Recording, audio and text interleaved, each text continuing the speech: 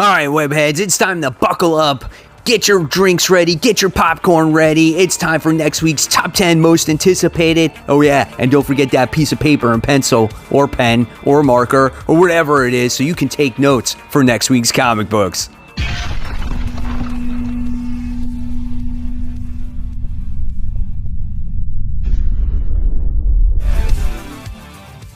Hey, all my webheads and comic book fans out there, welcome back to Comic Book Corner 2.0. And fans, I am your host, Mike Spider Slayer, getting ready to bring you my top 10 most anticipated comic books for September 22nd, 2021. That's right, guys, it's never too early to start your pull list for comic books getting ready to come out next week, and hopefully this list helps you make decisions on what comic books to buy. Of course, I don't do all the comic books for next week, but at least I give you my top 10, right?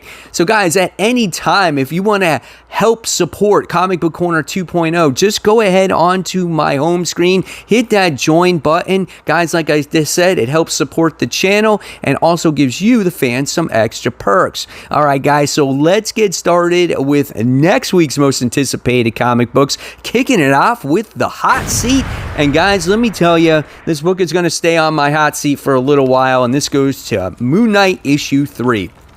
Now, I felt Moon Knight issue 2 was an improvement from the first issue. However, it's still way out there for me. It kind of is a little bit over my head, but I'm going to try to give it my an honest shot here because I really am a fan of Jed MacKay, and it took me a little while to warm up to his Black Cat series. Even though I'm a huge fan of Black Cat, I just didn't agree with what he was doing at first, but I warmed up to the story, and now it's one of my favorite series out there. So I'm hoping he does the same thing with Moon Knight. I am looking forward to seeing what happens like after issue 4, and then if it doesn't capture me then, I'm probably going to drop it. If you're following legacy numbering for this series, this is legacy number 203. This is a 28-page comic book, and this is $4.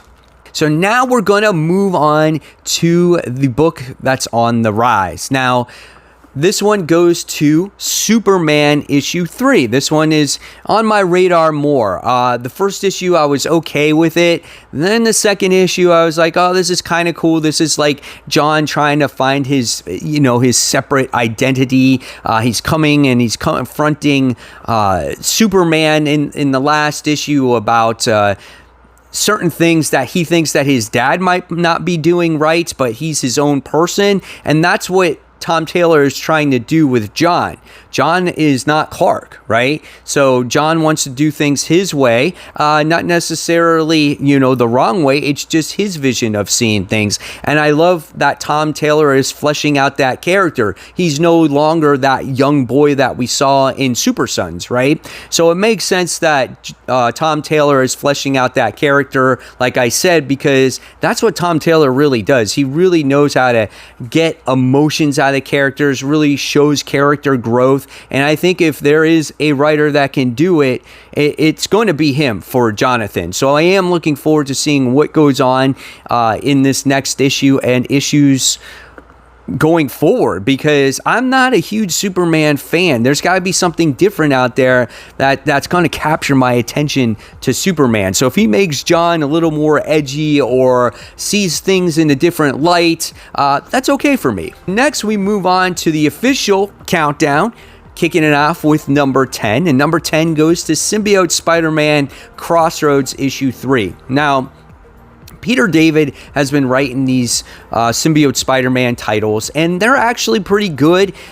I felt like they've gotten weaker as time has gone along, and I feel like this is the weakest of the series, but still, it's still entertaining to see Greg Land draw in this series and them interacting with like Doctor Strange in this crazy medallion that gives like, first they gave Peter Parker like these crazy powers and made him like crazy demonic Venom, and then the Hulk winds up gaining this power, but then he reverts back to Bruce Banner, and now it looks like Spider-Man was like dying in quicksand in the last issue, but who comes to his rescue? Well, it was Devil Dinosaur. So that was pretty neat, Again, this is not my favorite series out of all the Symbiote Spider-Man books, but it's still entertaining.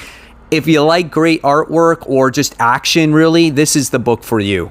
Moving on to number 9. Number 9 goes to Fantastic Four issue 36. This is the fallout from the Bride of Doom story and Death in 4 Dimensions. So, I don't know what's going to happen with this, because at this point we still got to read that annual that's getting ready to come out this particular comic book week, and obviously there's going to be ramifications from that.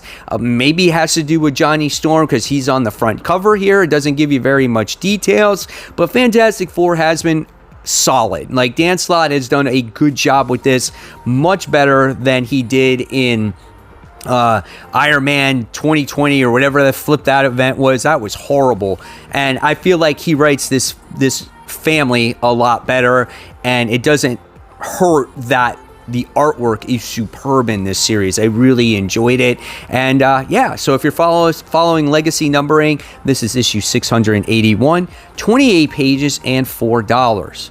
Moving on up to number 8, we have Batman issue 113. This continues Fear State. So this is Fear State Part 2, DIY Part 2. So it says here, Ghostmaker reveals a dark revelation about his past connection to Jonathan Crane, while Batman puts together the pieces of Scarecrow's master plan. So is there things that we don't know about Ghostmaker here? So I'm not sure. Ghostmaker is still a really unknown character. We know a little bit about him based off of the history between Bruce and him, but we don't know his connection to maybe any other characters that he's been involved with in the past. So that could make for an interesting plot point in this event. I felt like issue 112 was cool, but it was still felt like it was kind of like this jumping on point, and it didn't progress the story all that much. There's a lot going on. There's like 3 different layers of stories, right? You got Scarecrow going on, you got the Magistrate going on, you got Ghostmaker going on. You got Poison Ivy going on with Dark Ivy or Queen Ivy, or wherever the case you may want. So there's a lot going on in this story, which is interesting, but now they just got to move or continue the plot going forward.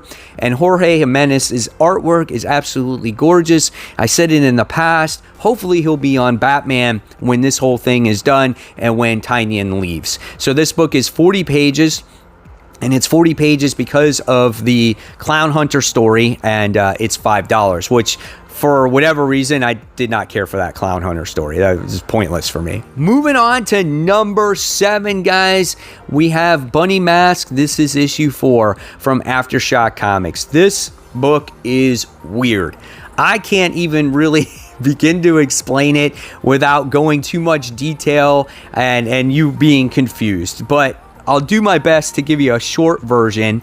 And there is this woman running around with this bunny mask that was released because of this murder that happened with this little girl.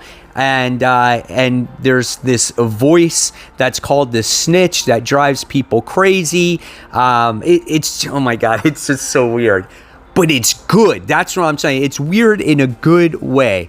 There's a lot that goes on in these 3 issues, and you just have to read it. And number 4 will make for an interesting continuation of this story, because the main character here is starting to go insane. He's hearing all these voices in his head, and again, he calls it the Snitch, or it's called the Snitch.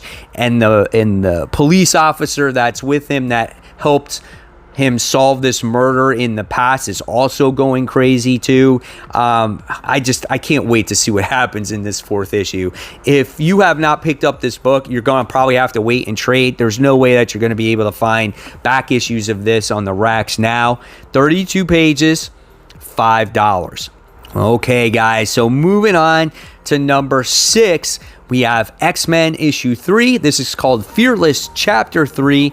Evolution is the enemy. The X-Men are no strangers to being targeted for their genes. But when the High Evolutionary returns with his brand of unnatural selection, the survival of the whole planet is at stake. So now we have the High Evolutionary making his appearance in this book for the first time. We also got revealed that there's going to be other villains in this series as well. The freaking X-Men have a treehouse in New York or wherever it's at, or Manhattan, which is quite interesting. But what Jerry Duggan has done is he brought a team of X-Men together again, doing battle against enemies, which I think is what an X-Men title needed. We spent so much time on freaking Krakoa not doing anything except having dinner parties and getting resurrected that we forget about these teams, or the team itself doing battle against threats across Earth, you know? So I like this book. I love the artwork in here from Pepe Larraz as well. Definitely a recommend. So hopefully you guys will check it out. This is 28 pages and this is $4. Coming in at number 5. And this is a little bit lower on the list because the first issue was introductory and I was like really hyped for it. And then it didn't give us too much except players that were going to be involved in King Spawn. But I was just a little bit underwhelmed with it. Not saying it was bad, but this time it's King Spawn issue 2, and now we get a villain that is returning by the name of Billy Kincaid, simply known as Kincaid. And longtime readers of this story are going to understand who this villain is. I'm sure Todd McFarlane will definitely sit there and say, you know what, I gotta catch people up on this villain so they know who he is. I feel like the artwork is good in this series, but it's not as strong as, say, the main Spawn series. Again, I'm interested to see what's going to happen in issue 2, just because issue 1 was basically, here are all the players that are going to be in King Spawn. And the good thing about this book, and I said it last time, it's that it is $2.99. So it's 28 pages, $2.99. Give those $2.99 books a shot. They're going to be softer on your wallet, right?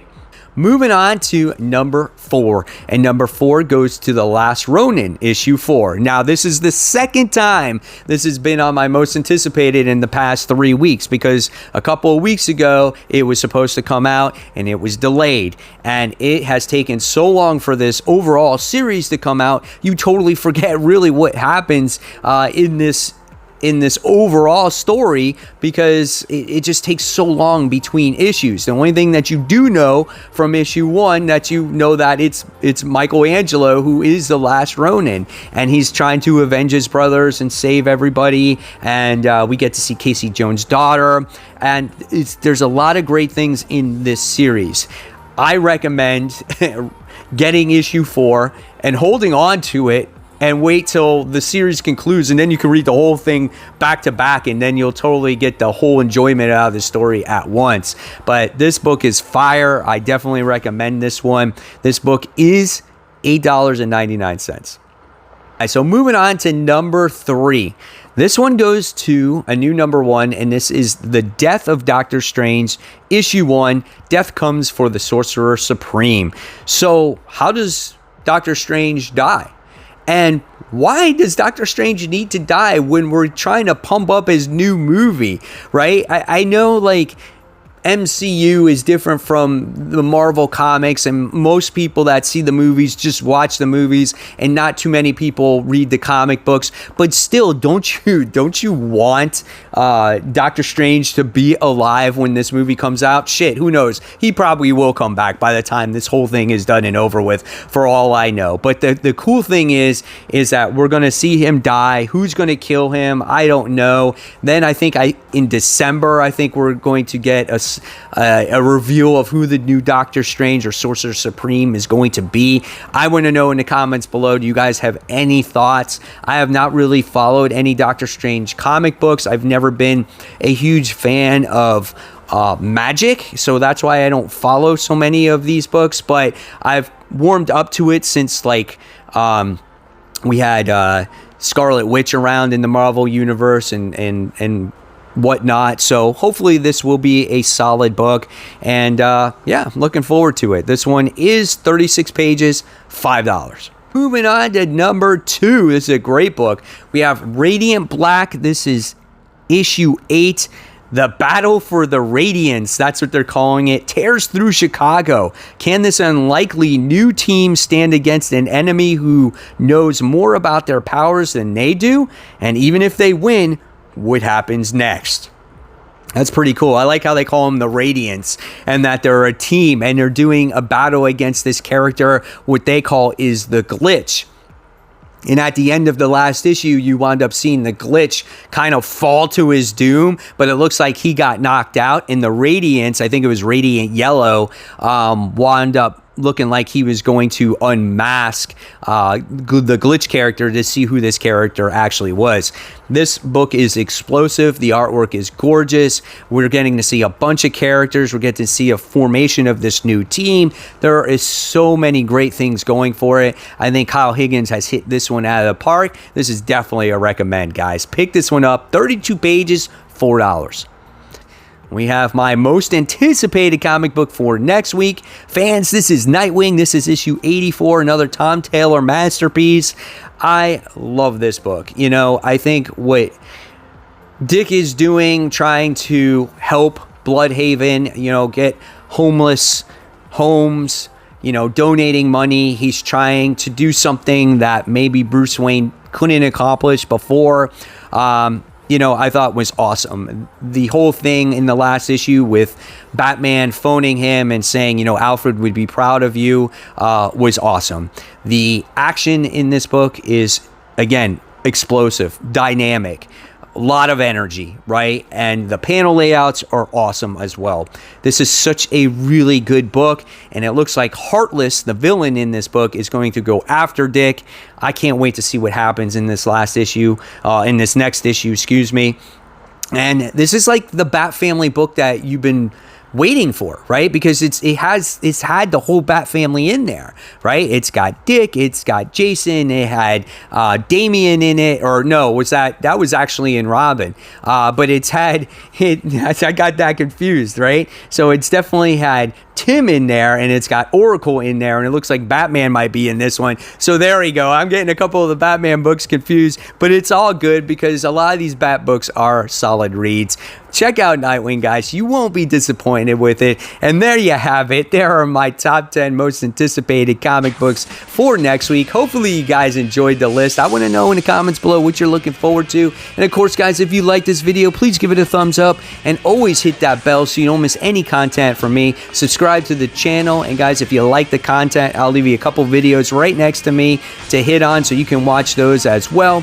And until next time, guys, keep buying those comics, keep collecting those comics, keep reading them, and I'll see you real soon, guys. Take care. Bye.